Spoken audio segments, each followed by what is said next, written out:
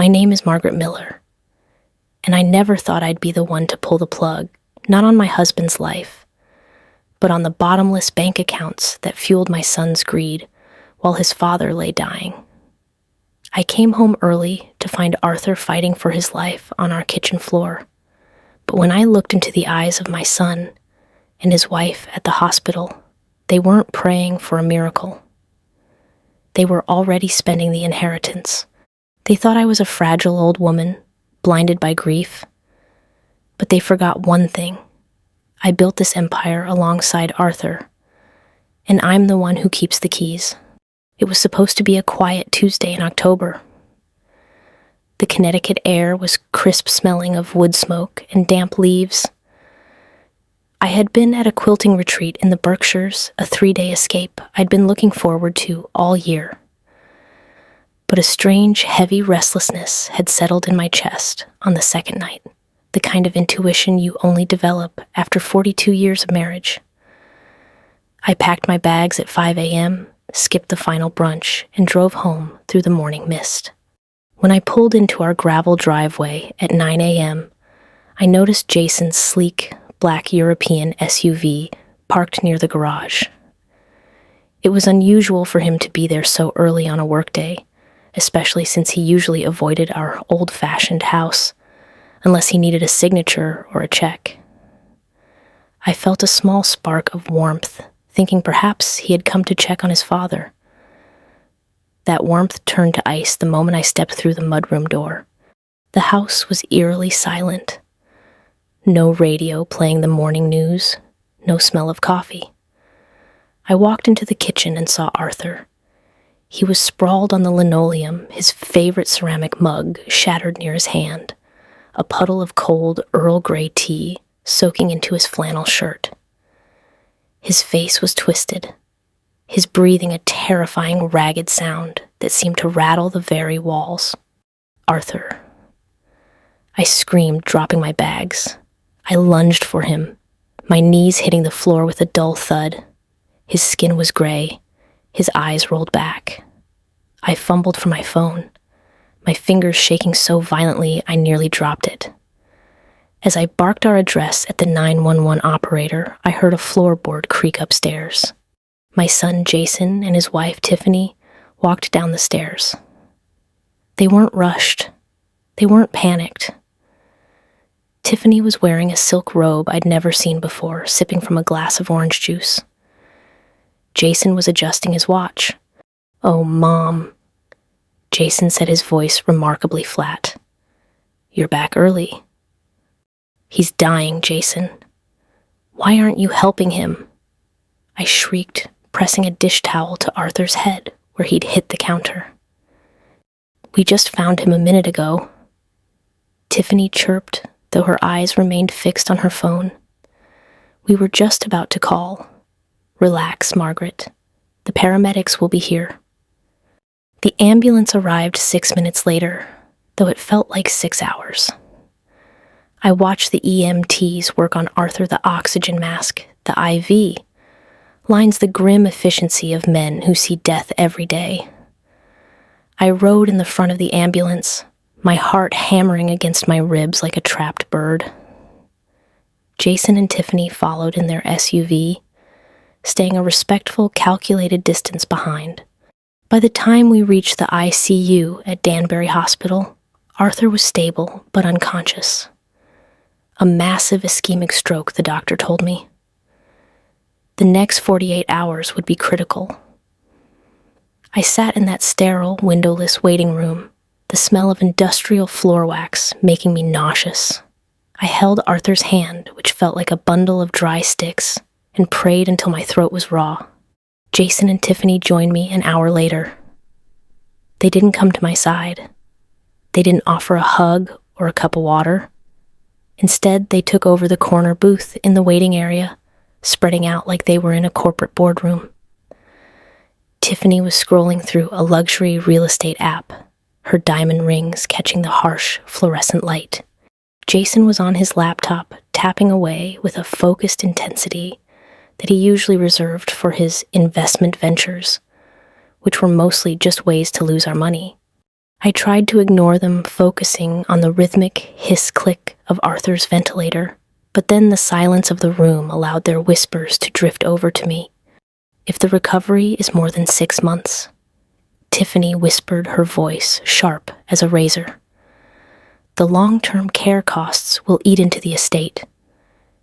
We need to talk to the doctor about the quality of life angle. It's what Arthur would have wanted, right? Not to be a burden." "I know," Jason replied, his voice low but hurried. "The balloon payment on the beach house is due next month. If things don't go well, the trust clears the debt automatically. We just need to make sure Mom doesn't get talked into some experimental surgery that costs a fortune." My blood turned to liquid nitrogen. They weren't sitting there in shock. They were vultures circling a man who hadn't even stopped breathing yet.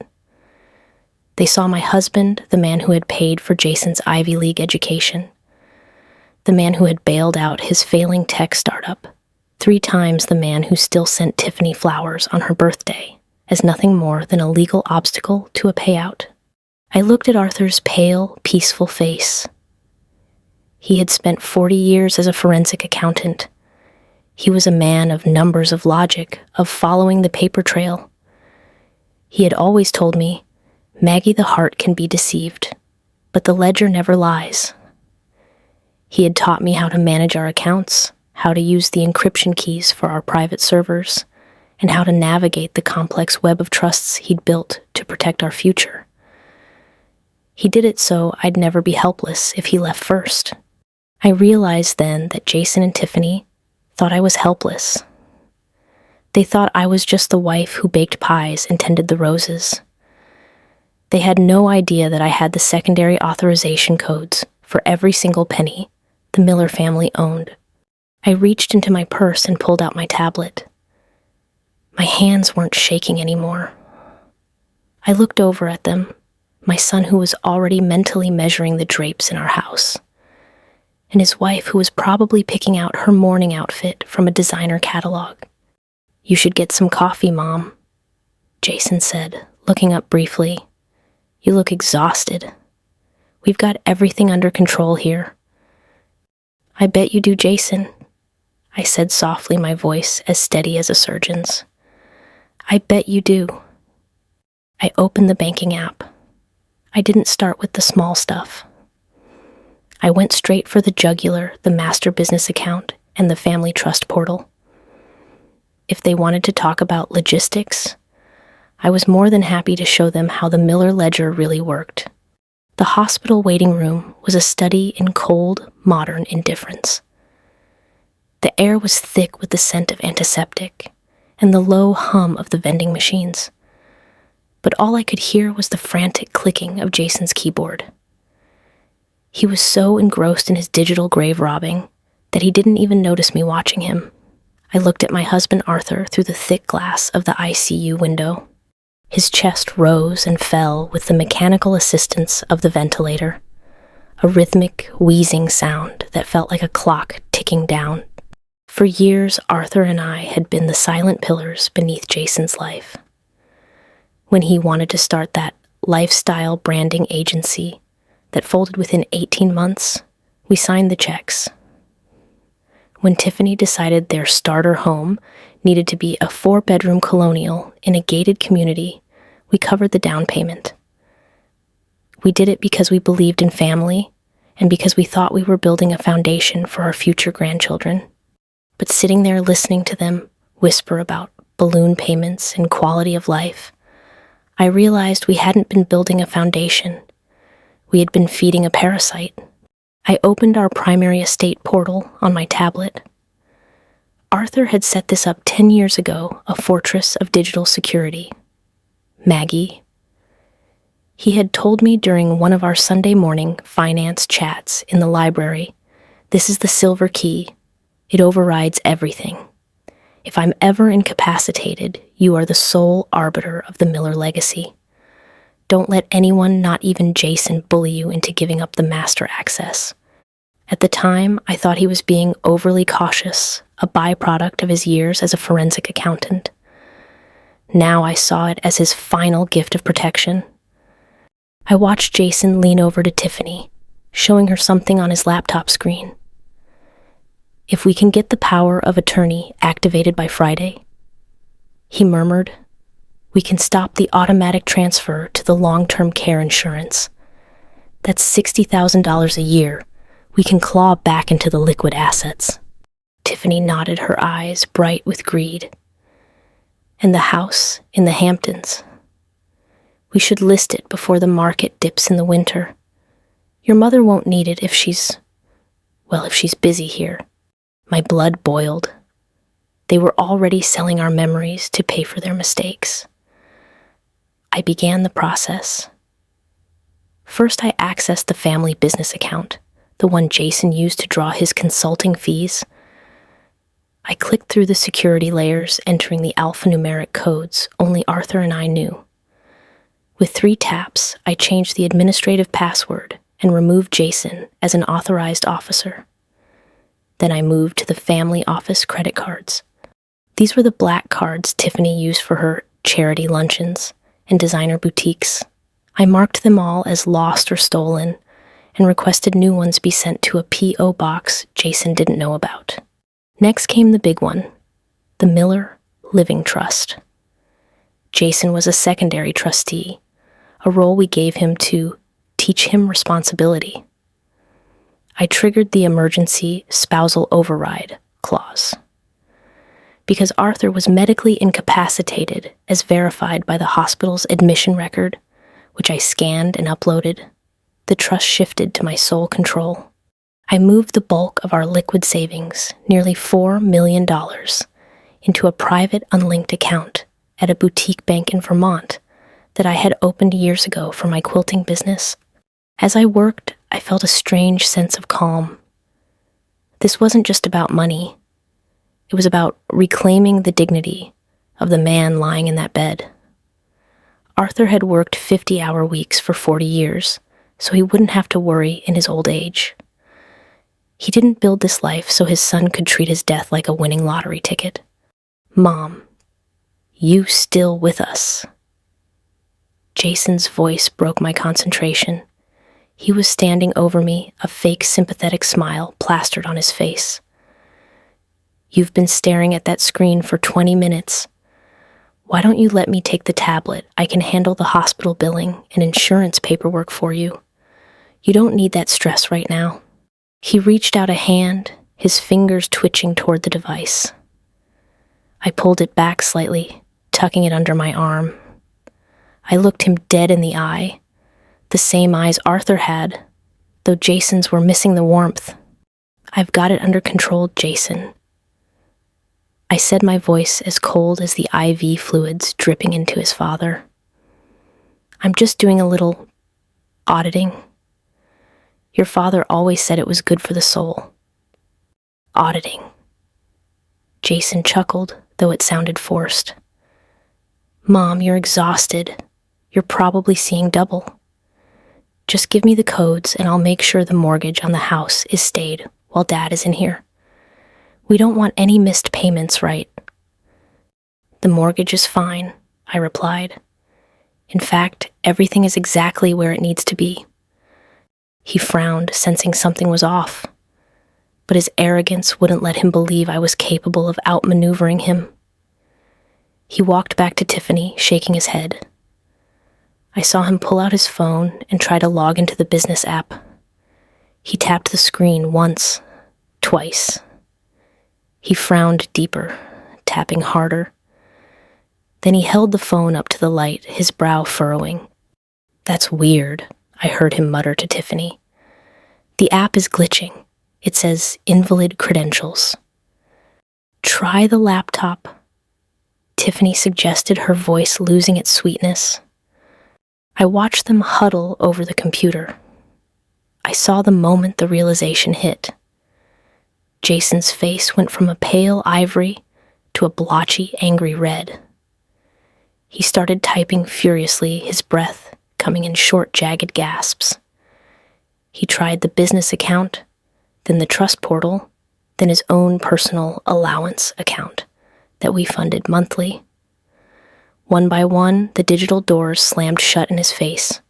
The silence of the ICU waiting room was suddenly broken by the sharp metallic sound of Jason slamming his laptop shut.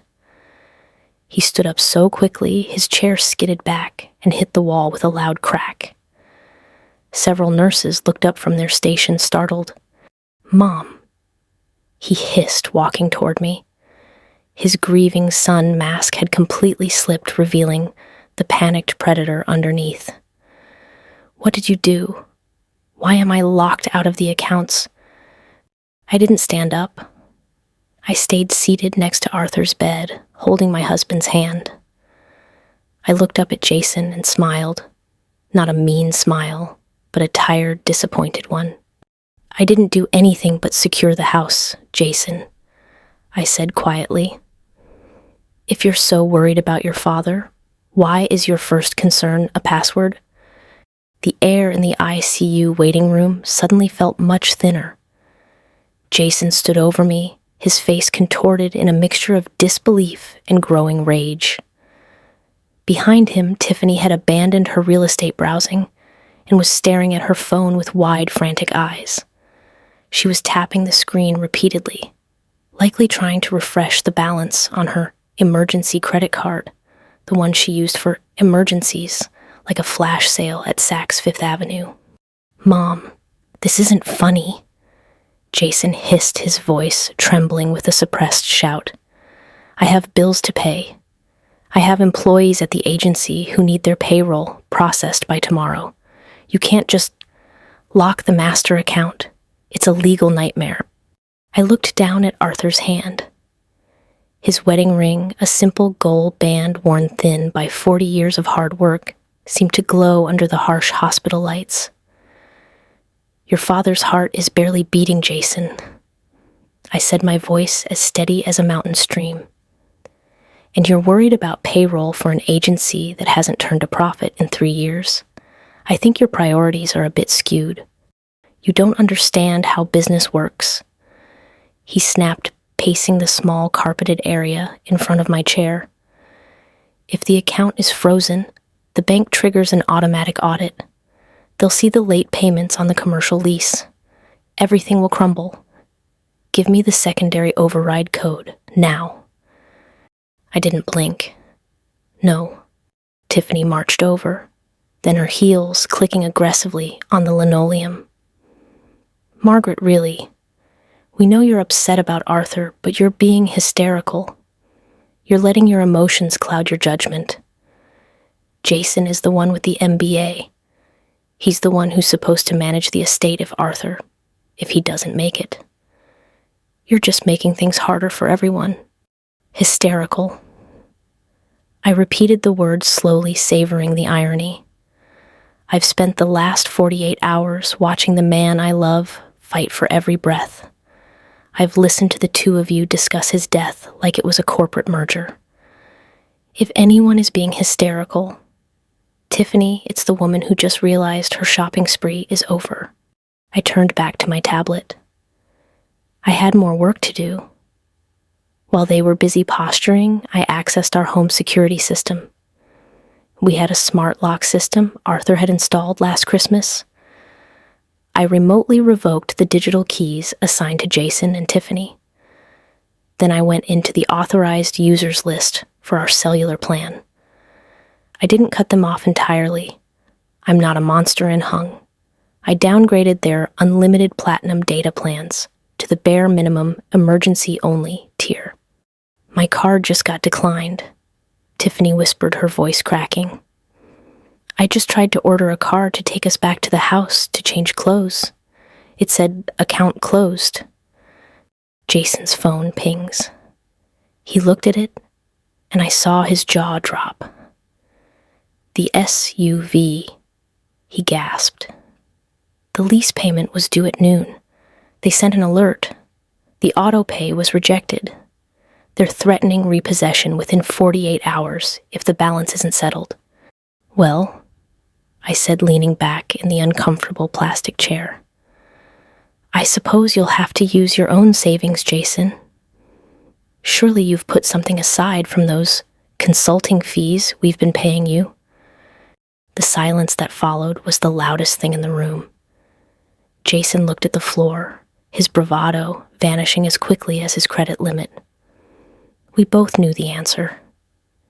Every cent we had given him had been poured into a lifestyle he couldn't afford expensive watches, craft cocktails, and a social circle built on the illusion of wealth. He had nothing. He was a 42-year-old man with a luxury SUV he didn't own and a house he couldn't pay for without his father's gifts. "You can't do this to us," Jason said, though it sounded more like a plea than a threat. "We're your family." "Family is a verb, Jason," I replied. "It's something you do, not just a status you use to drain a bank account. You stood over your father's body and talked about balloon payments. You didn't even ask the doctor if he was in pain." I looked through the glass again. A nurse was adjusting Arthur's IV. He looked so small under those white sheets. I felt a surge of protectiveness that I hadn't felt since Jason was a toddler. Back then, I protected him from the world. Now I was protecting his father from him. "I've also revoked your power of attorney," I added casually. "I called our lawyer, Mr. Henderson, 10 minutes ago.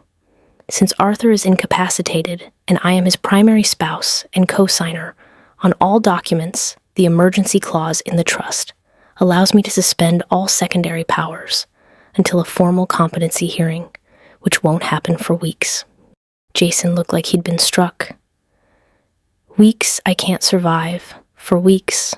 Without access, I have the mortgage, the country club, dues, Tiffany's car. Then I suggest you start looking for a job that actually pays a salary," I said. "Or perhaps you can sell some of those designer suits. I hear there's a very good consignment shop downtown." Tiffany began to cry, real tears this time, though I suspected they were for her lost comforts rather than for Arthur. Jason just stood there staring at me as if he were seeing a stranger. And in a way, he was. He was seeing the woman who had helped Arthur build a multi-million-dollar firm from a card table in our first apartment. He was seeing the woman who had balanced the books while he was at soccer practice. He had spent his whole life thinking I was the soft parent. He had mistaken my kindness for weakness and my silence for ignorance. "Go home, Jason," I said, turning my attention back to the monitor tracking Arthur's heart rate. "Oh wait, you can't. The digital locks have been reset. I've had your things packed and moved to the guest cottage at the edge of the property. You can stay there for the night, but tomorrow you'll need to find other arrangements." "The guest cottage?" Tiffany shrieked. "It doesn't even have central air." "It has a roof and a bed," I said, "which is more than your father had when he started this business. Now please leave. You're disturbing the other patients."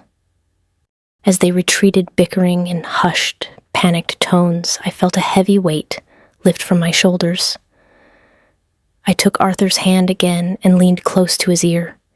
"It's okay, Artie," I whispered. "The ledger is balanced. Now you just focus on waking up." The silence that followed their departure was the most peaceful moment I had experienced since the ambulance arrived. I sat there in the dimly lit ICU, the only sound the rhythmic whoosh hiss of the ventilator. For the first time in years, I felt like I was breathing in sync with Arthur. I had pruned the dead weight from our lives, and though the branches were bleeding, the tree felt lighter. But the peace didn't last long. An hour later, my phone began to buzz incessantly. It was Jason, then Tiffany, then a flurry of text messages that illuminated the darkened room like strobe lights. "Mom, the gate code for the estate isn't working. We're sitting in the driveway in the rain. Margaret, this is elder abuse. I can't even buy a burger at the drive-thru. My personal debit card is frozen too. How is that legal?" I silenced the phone and tucked it into my knitting bag. I knew exactly how it was legal. Jason's personal account was technically a sub-account of the family trust set up that way years ago to optimize tax sheltering, as Arthur put it.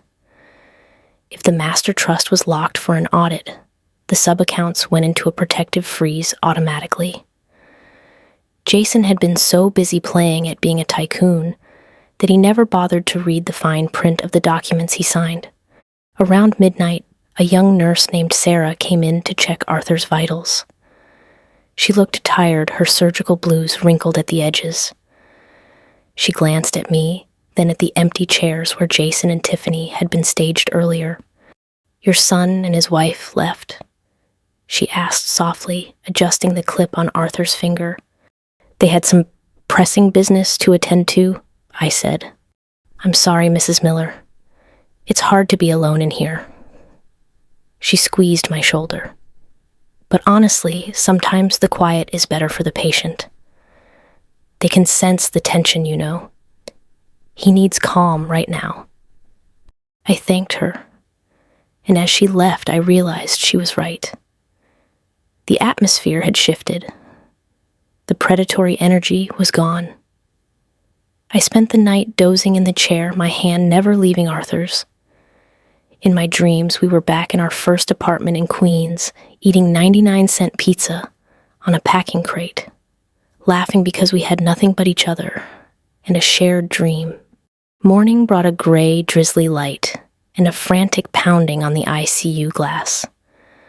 I looked up to see Jason. He looked terrible. His expensive linen shirt was rumpled, his hair was a mess, and he had a desperate, wild look in his eyes. He wasn't allowed inside the unit without a nurse, so he stood behind the glass, gesturing wildly for me to come out. I took my time. I smoothed Arthur's blanket, tucked a loose strand of my silver hair behind my ear, and walked slowly to the heavy, swinging doors. "What is it, Jason?" I asked as the doors hissed shut behind me. "Mom, you have to stop this," he pleaded. He smelled like stale coffee and rain. We spent the night in the SUV at a rest stop because we couldn't get into the guest cottage. The digital lock wouldn't recognize my thumbprint. Tiffany is hysterical. She's at her mother's house now, but her mother is threatening to kick her out because we can't pay for the lodging fee she demanded. "Family is a business to her too, I see," I remarked. "Apple doesn't fall far from the tree." "Listen to me." Jason stepped closer, his voice dropping to a jagged whisper. "I have a margin call on my investment portfolio. If I don't deposit $50,000 by noon, the brokerage will liquidate everything. 10 years of my work, Mom. Gone. Just like that. You're destroying my life." I leaned against the cold hospital wall and crossed my arms. "Your life, Jason. Or the facade you built with your father's sweat. You didn't work for that portfolio. You gambled with the consulting fees we gave you. If the market is taking it back, maybe it's just the universe balancing the books. How can you be so cruel?" He gasped, tears finally welling in his eyes. But they weren't tears of grief for his father. They were tears of self-pity. "Dad would never want this. He loved me. He did love you," I said, my voice hardening. "He loved you so much he blinded himself to what you were becoming. But I'm not blind, Jason. I saw you yesterday. I heard you talking about his death like it was a payday. You weren't even waiting for him to be cold before you started carving up the carcass." "I was just being practical," he shouted. A security guard at the end of the hall shifted his weight, watching us. "Nosian," I said, "you were being a vulture, and vultures don't get to sit at the table with the living." "Fine." Jason threw his hands up. "Keep the money. Let the agency fail. Let them take the car. But give me enough to get a hotel room and some food. You're going to let your own son starve." I looked at him, really looked at him. I saw the little boy who used to hide behind my skirt, and the man who had let greed rot his heart. You won't starve, Jason. You have a college degree and 2 hands. Go find a temp agency, work a shift, experience what it's like to earn a meal. It might be the first honest thing you've done in a decade. I hate you, he hissed, the words dripping with venom. I know, I replied calmly. But at least now you're feeling something real instead of just checking your balance. He turned and bolted toward the elevators, his expensive shoes squeaking on the linoleum. I watched the floor numbers count down. I felt a pang of motherly sorrow, a sharp ache in my chest.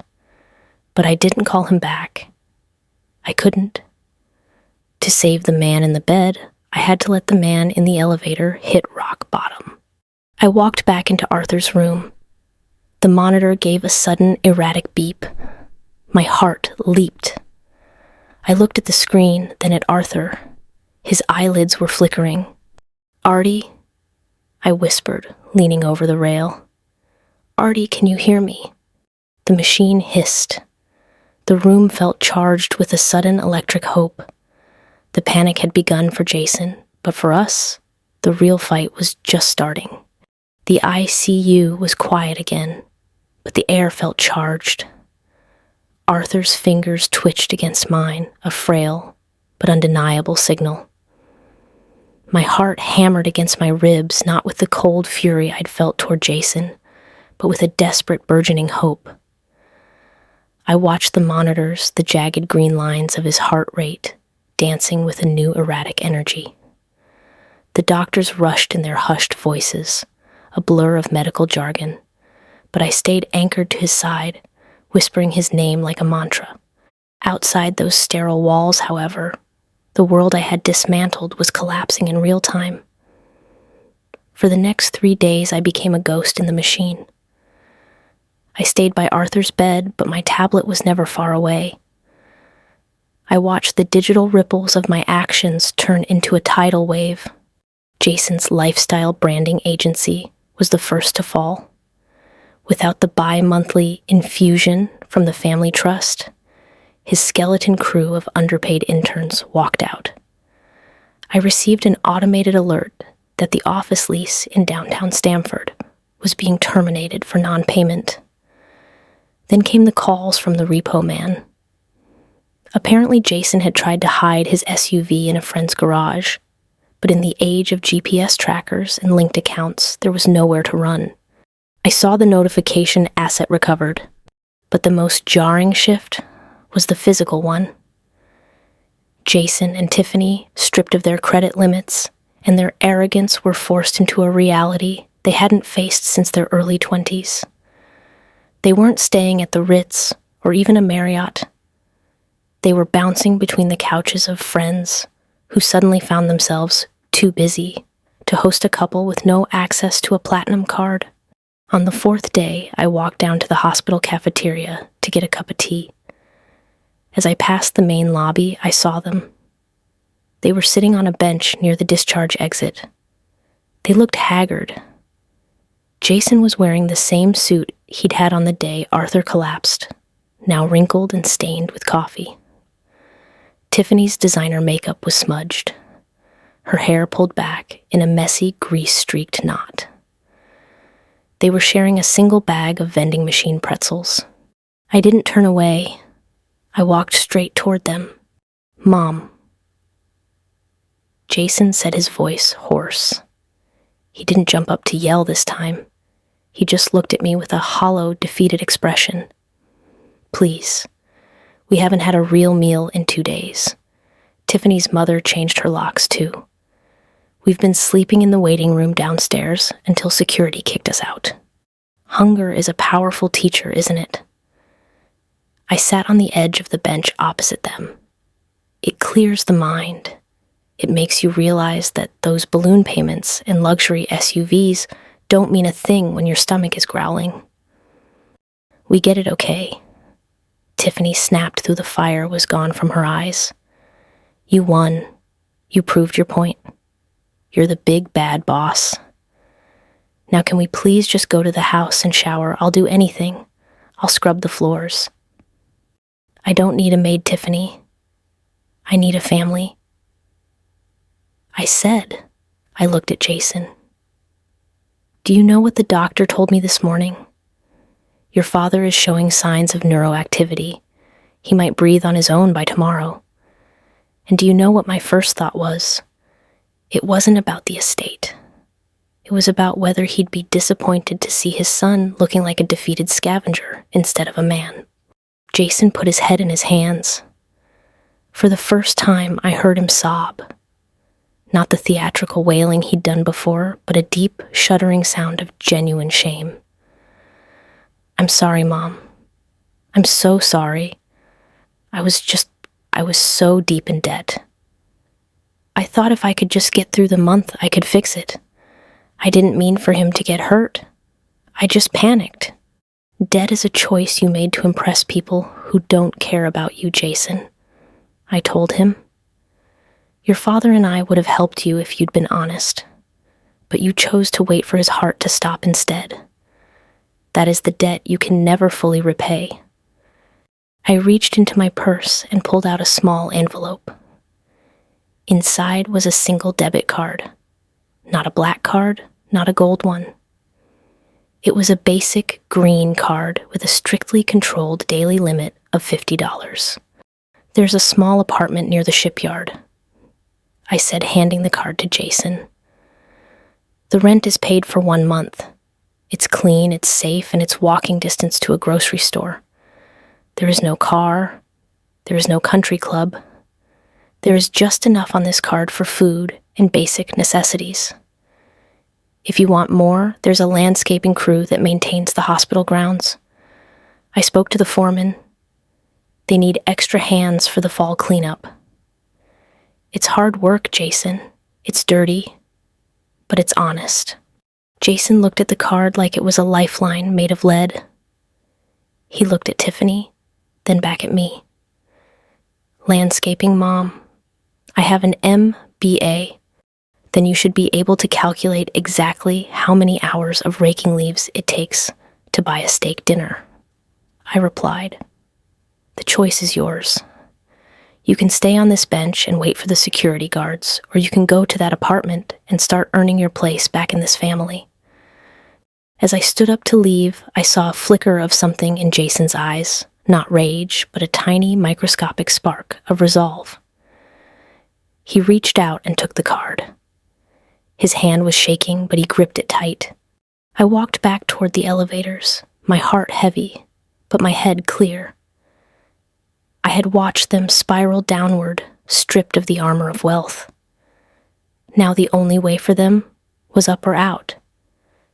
I had provided the floor. It was up to them to build the walls. I entered Arthur's room just as the respiratory therapist was weaning the settings on the ventilator. The room was bathed in the soft golden light of a late afternoon sun. Arthur's eyes were open. They were cloudy, unfocused, but as I sat down and took his hand, they shifted toward me. Maggie, he croaked, the sound barely a whisper through his dry throat. I'm here, Artie. I sobbed, pressing his hand to my cheek. I'm right here, and everything is going to be just fine. The house is quiet, the books are balanced, and for the first time in a long time, we're finally home. The golden light of the afternoon seemed to linger on Arthur's face, a silent witness to the miracle unfolding in room 412. His recovery was slow, a painstaking inching back from the threshold of the void. Every labored breath he took on his own was a victory, and every squeezed finger was a symphony to my ears. The doctors called it a remarkable turnaround, but I knew better. Arthur was a man of unfinished business, and he wasn't about to leave the ledger unbalanced. While Arthur reclaimed his strength, I watched from a distance as Jason and Tiffany began their own reclamation. I didn't visit their tiny apartment near the shipyard, but I kept the silver key active, monitoring the GPS pings on the emergency debit card. I saw them at the grocery store buying eggs, bread, and generic peanut butter instead of imported truffles and vintage wine. I saw the card used at a local laundromat, and most importantly, I saw Jason's name on the daily sign-in sheet for the hospital's landscaping crew. One Tuesday morning, as I looked out the window of the ICU waiting room with a lukewarm cup of tea, I saw him. My son, the man who used to complain if his espresso wasn't at the perfect temperature, was bent over a rake. He was wearing a neon yellow safety vest and heavy work boots. His face was sunburnt, his movements stiff with the kind of muscle ache that only comes from honest physical labor. He wasn't looking at his phone. He was focused on the leaves clearing the path for the very hospital that was keeping his father alive. I felt a lump in my throat that I couldn't swallow. It was the first time in 20 years I had seen Jason do something that didn't benefit his image. Inside the room, Arthur was finally sitting up. The ventilator was gone, replaced by a simple oxygen mask. His voice was raspy, like gravel rubbing together, but his mind was sharp. I hadn't told him everything yet. I didn't want to stress his mending heart, but Arthur was a forensic accountant. He knew how to read the room. "Where is he?" Arthur asked, his eyes searching mine. "He's working, Artie," I said, smoothing the hair back from his forehead. "He's finally working." A few days later, I allowed Jason to come up. I made him leave Tiffany in the lobby. This was between a father and a son. Jason walked into the room, smelling of damp earth and gasoline. He looked smaller without his designer armor, his hands calloused and dirt-stained. He stopped at the foot of the bed, his head bowed, unable to meet Arthur's gaze. "Dad," Jason whispered. The word sounded heavy, loaded with a decade of unspoken regrets. Arthur looked at his son, really looked at him. He saw the sunburn, the dirty fingernails, and the exhausted slump of his shoulders. He saw the man Jason was becoming, stripped of the entitlement we had mistakenly fostered. Arthur reached out a trembling hand, palm up. "Sit," Arthur commanded softly. Jason collapsed into the chair by the bed and began to weep. It wasn't the loud, demanding cry of the child who wanted a toy. It was the broken sob of a man who realized he had almost traded his soul for a bank balance. He confessed everything, the debts, the panic, the cold-hearted whispers in the hallway. He didn't make excuses. He didn't blame Tiffany or the market. He just owned it. I thought the money was the only thing that made me your son," Jason choked out. "I thought if I lost the lifestyle, I'd lose you. I was so scared of being nothing that I became a monster." Arthur stayed silent for a long time, the only sound the steady hum of the heart monitor. Then he spoke. "Money is just paper, Jason. It burns, it rots, it blows away in the wind. Character is the only thing that survives the fire. You were never nothing to us, but you were losing the only thing that mattered, your integrity." Arthur looked at me, a silent question in his eyes. I nodded. We had reached the turning point. "Your mother told me what she did." Arthur continued, his voice gaining strength. "She did what I should have done years ago. She gave you the gift of rock bottom. It's a hard place to stand, but the ground there is solid. You can build something real on it." "I don't want the trust, Dad," Jason said, wiping his eyes with a grime-streaked sleeve. "I don't want the consulting fees. Just let me keep raking the leaves. Let me earn enough to buy you a real cup of coffee when you get out of here." Arthur smiled, a weak, lopsided smile that made my heart soar. "We'll see about the coffee. But for now, you keep raking. You keep that apartment. and you show us that you can be a miller without a black card in your wallet." As Jason left the room, he hugged me. It wasn't a quick, polite embrace. He held on tight like a man who had been lost at sea and finally found a life raft. When he walked out, he didn't head for the elevators. He headed back to the equipment shed to finish his shift. I sat back down next to Arthur and took his hand. The air in the room felt different now, clearer, lighter. The revenge I had sought wasn't about destruction. It was about restoration. I had locked the accounts to save our legacy, but in doing so, I had unlocked my son's heart. "You did good, Maggie," Arthur whispered, closing his eyes for a well-earned nap. "The books, they finally balance." I leaned my head against his shoulder, watching the sunset paint the Connecticut sky in shades of violet and gold. We were old and we were battered, but we were still standing. And for the first time in a very long time, our family was whole. 6 months later, the Connecticut air had turned crisp again, smelling of dried maple leaves and the faint nostalgic scent of wood smoke. Our garden, which had nearly surrendered to weeds during those dark weeks in the ICU, was now a masterpiece of gold and deep crimson. Arthur sat in his high-backed wicker chair on the porch, a thick wool blanket draped over his legs. He wasn't back to his old self. His left side still moved a bit slower than the right, but his eyes were clear, and his spirit was as sharp as a freshly pressed suit. Below the porch, Jason was finishing the final mow of the season. He wasn't the man I remembered from a year ago.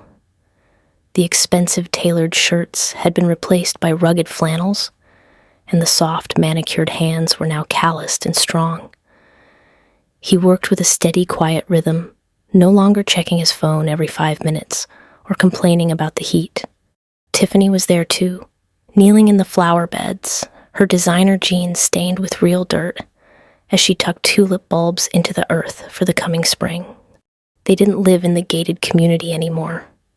They had moved into a modest 2-bedroom cottage in town, and Jason was working as a junior auditor for a local firm, a job he had landed on his own merit, without a single phone call from his father. They were paying off their debts one small hard-earned paycheck at a time. The silver key was still in my possession, but the accounts remained quiet.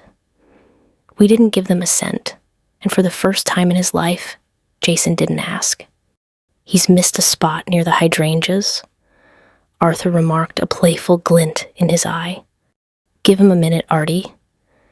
I laughed, leaning against the porch railing. "He'll get to it. He's learned that the details are what keep the whole structure standing." As the sun began to dip below the horizon, painting the sky in strokes of violet and bruised orange, Jason shut off the mower. The sudden silence was filled only by the evening crickets. He walked up the porch steps, wiping the sweat from his brow with a bandana.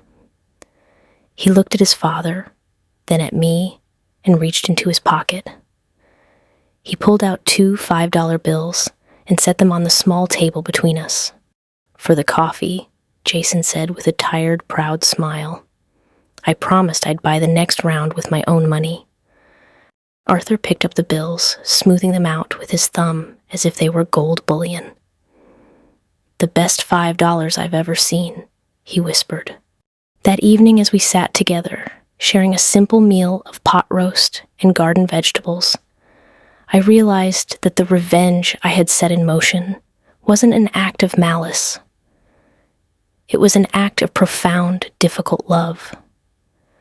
Sometimes the only way to save the people you care about is to let the fires of their own making burn away the rot. We had protected Jason for too long, shielding him from the very challenges that build a man's soul. By locking the accounts, I had unlocked his potential. I looked at my husband, whose hand was steady as he reached for the bread, and then at my son, who was listening intently to his father's stories about the early days of our business. The ledger was finally truly balanced. We had less in the bank than we did a year ago, but we were wealthier than we had ever been. Life is a series of transactions, but the ones that matter most don't involve a signature or a wire transfer. They involve the quiet moments of accountability, the willingness to sweat for what you have, and the courage to stand by your family when the lights go out. To those of you listening, I hope you never have to do what I did.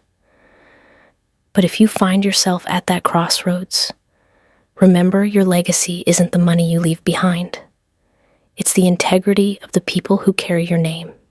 Thank you for walking this long road with me and the Miller family. If this story touched your heart or reminded you of the strength it takes to do the right thing for the ones you love, please consider sharing it with someone who might need to hear it today. We'd love to have you join our community for more stories of resilience and redemption. Don't forget to subscribe and hit the notification bell so you never miss a chapter. Until next time, keep your loved ones close and your principles closer.